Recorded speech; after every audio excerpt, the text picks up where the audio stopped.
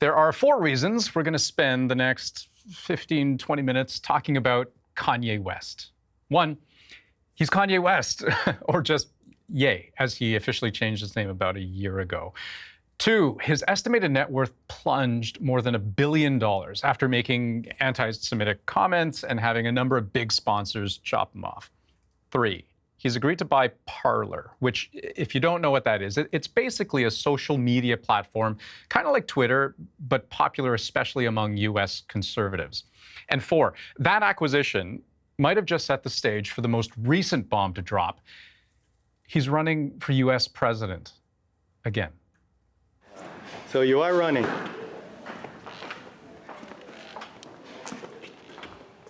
Yes. That's awesome, Kanye. Simple.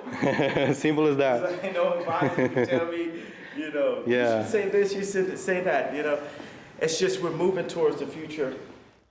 And you can see the clothes on the floor. That's Ye 24 merch. So it's happening. Maybe. I mean, as I said, he's run before and he's pulled out before. But either way, depending on who you ask, Ye is either one of the most talented musicians and creative thinkers of an entire generation, or he's an idiot who speaks and acts before he thinks. And there are probably other options. Or maybe he can be several things at once. I mean, that's a possibility too. Point is, there are moments where I think he just cannot seem to find his way out of a spotlight. And take a look at this. Let's switch cameras here. So the top 5 moments of Kanye's career according to Google. So basically those times since 2004 where search interest in Kanye West peaked. And what we're going to try to do here is connect the dots. And I say that meaning to try not to get sidetracked by the sideshow, and instead to focus on those meaningful moments, and especially his various forays into politics that actually help us understand who this man was and who he would become. 2005, one of the earliest times I can remember Kanye West getting overtly political, raising money for victims of Hurricane Katrina. It was a brutal disaster, devastated New Orleans, killed more than 1,800 people, but he goes off script with this. George Bush doesn't care about black people. Now that was a really blunt thing to say, right? But many saw it as a pretty honest, even empowering thing to say. Pissed off on behalf of black people who weren't getting the attention that they deserved. Now, almost exactly 2 years later, a big musical milestone. Good morning. Graduation, some would say, was one of Kanye's best albums ever, if not the best. It would go on to hit quintuple platinum in the US, selling nearly 1 million copies in the first week.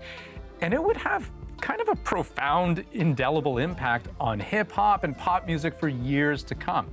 By at least one account, the day that album dropped was the day Kanye West killed gangsta rap. But fast forward 2 more years to 2009. Kanye makes a statement, this time on television, and turns into a bit of a pop culture villain. I always dreamed about what it would be like to maybe win one of these. The MTV Video Music Awards, Taylor Swift's moment in the spotlight gets blotted out as Kanye storms the stage. I'm really happy for you. I'm gonna let you finish. But Kanye wasn't done. Oh no, 7 years later, just when the world forgot that whole thing ever happened, he reignites the feud. The lyrics in Famous. I feel like me and Taylor might still have sex. Why? I made that bitch famous. And consider this, not since Kanye's first tussle with Taylor Swift 7 years earlier would he reach this level of Google stardom and searchability. But then, 4th of July, 4 years later, 2 years ago, Kanye declares his intention to run for president of the United States. The bid eventually fell apart, and he would drop the campaign 4 months later. So, clearly Ye is his own sort of species of roller coaster ride, right? So to get some help to understand kind of how a lot of these things have happened over the last little while, Stacey Lee Kong joining us, the creator of Friday Things pop culture newsletter, also a freelance writer and editor, generally thoughtful, smart, eloquent person. Thank you. That I've come to lean on quite a number of times over the last few years. So when we talk about Parler, yes. So I mean, I described it earlier as conservative Twitter. But, how would you describe it? I think it is a conservative social media platform. It is kind of like Twitter in that it's a place for people to go for them to share all of their thoughts. I think it's worth noting that it's like really small. It is really best known for being the thing that the January 6th insurrectionists used to plan January 6th. Right. And so to me, the most important thing to know is that it attracted a lot of people who don't believe in government, who don't believe in liberalism, who don't believe in any of these things. And then they used it to plan a little coup. And then it didn't go super well. And the platform itself faced a lot of consequences. So it was removed from the Google Play Store. It was removed from the App Store. It was just like, it lost sort of that technological backing. So its user base dropped off drastically after January 6th. And now it's back on those stores, but it hasn't actually been able to recover all of its users. So. Right, and we're going to talk about the user base because that's actually an important piece of this puzzle. But I'm willing to gamble that for folks who aren't all that familiar with Parler, that probably sounded like a really stark description of that social media platform. And Parler is indeed, a pretty big play in terms of Ye becoming more, political, more maybe feeling more free to speak his mind. But if all you've followed is his musical career, that might still feel like it's coming a bit out of left field. So we're going to walk you through why, this acquisition may actually be one of the least surprising things we've seen from him in years. Remember this? In the wake of all of his praise for U.S. President Donald Trump in 2018, he finally meets the man in the Oval Office. He's got his Make America Great Again hat, and he's got a lot to say. If he don't look good, we don't look good. It was a bit of a surreal moment, even for a White House filled with surreal moments. And Kanye West, as he was still known then, would end up spending practically the whole year defending his support of Trump. In May, he takes his thoughts from Twitter to TMZ, explaining some of the controversial statements he's made so far and creating some new ones along the way. When you hear about slavery for 400 years, that sounds like a choice. And by Kanye West's side, conservative commentator Candace Owens. Now, she is a personality in her own right, hosts her own talk show. And perhaps relevant, Owens' husband is the CEO of Parler. Flash forward a few years to October 2022. Candace Owens appears once again with the man now known simply as Ye at Paris Fashion Week, the two of them wearing White Lives Matter t-shirts. And just a few days later, Ye gives an interview to Tucker Carlson on Fox News. He defends the shirt. The answer to why I wrote White Lives Matter on a shirt is because they do. And on October 9th, Ye tweets that he would go DEFCON 3 on Jewish people. Now, he probably meant DEFCON 3, which is a military thing, essentially one step shy of preparing for nuclear war. He adds that he can't be anti-Semitic because black people are actually Jew also. Ye would later be locked out of both Twitter and Instagram for his posts. And then we have, the billion-dollar backlash to all of that with Adidas cutting Ye out of the picture, Foot Locker, Gap kind of did the same thing. Balenciaga. Right, yeah. And so how do we begin to frame this, right? Because he has started posting on Parler. Yes. Now. Parling, I don't even know what the verb is. I don't even want to. Right? But he's on the platform. He's been censored on his own platform already. Yes. For using the N-word, but more than that, how did he frame it again? He was saying that calling him anti-Semitic was code, right? Yeah. In a manner of speaking, for calling him the N-word. The N-word. Yeah. So, I think we should all actually look away from Kanye in some ways, which I understand is a bit ironic because we're doing this. But what he says often is, it seems so reactionary. And it's not really, I'm not sure that he's communicating anything extremely interesting or important, even if he's doing it on this platform that he wants to buy. Right, but do you think that is the motivation, that he's looking for a platform on which he can say whatever it is that's on his mind, and hence the acquisition? What's the play, I guess, is what I'm trying to figure out. I still think this play is that Kanye is being used, and I'm going to say that with the caveat that, he is completely responsible for his actions, for what he says, for what he does. Sure. I'm not trying to remove any of that from this conversation, but I think he is a very useful person. So in the same way that Elon Musk was holding him up as this like paragon of free speech, because that serves Elon's purposes, I think this is a similar thing where Candace Owens has obviously done the work and put in, years of groundwork to establish herself as an advisor to him and as someone who he trusts and believes. And she has a financial interest in making sure that her husband's failing social media platform continues to be, in existence. And so I think there's some of that where he's being used. Do I think she's doing that by telling him that he is speaking truth to power and that it's so, important that he speaks and that he believes that? Yeah, absolutely. Kanye has always believed that he is a particularly unique truth teller. But is that the motivation for buying Parler? Would that come about if we had left him to his own devices? I'm not sure. I think there's interest there. You've mentioned Parler's user base a couple of times now, right? The fact that it's dropped precipitously since its inception. Yeah. And we actually have, so we went and tried to collect the numbers of active users on various social media platforms. And you can see here, pretty staggering, right? So, Facebook approaching 3 billion active users, WhatsApp, Instagram, WeChat falling behind. And the further you go down the list, Twitter, 544 million, Pinterest, 433, Reddit, 430.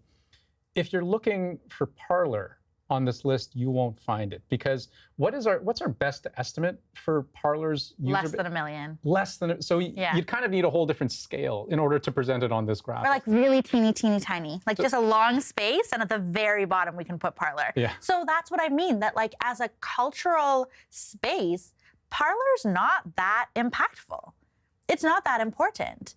And yet, by your own admission, Parler has been instrumental in some pretty dramatic developments. It has. It absolutely has. I'm really happy for you. I'm gonna let you finish. But Beyonce had one of the best videos of all time. If he don't look good, we don't look good. The answer to why I wrote White Lives Matter on a shirt is because they do. Okay, so we're back with Stacey Lee Kong, the creator of the Friday Things pop culture newsletter and freelance writer and thinker. So I like thinking about celebrities all the time. Yeah.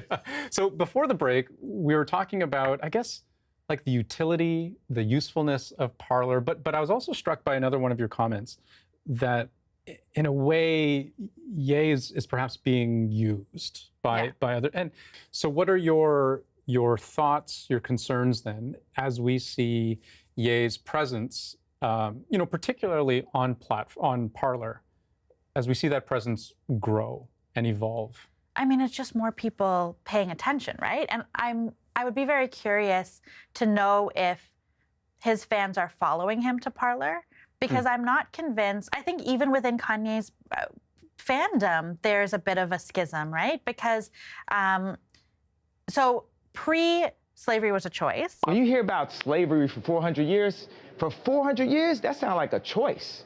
I think there were a lot of people who were spending a lot of time saying he has some larger plan.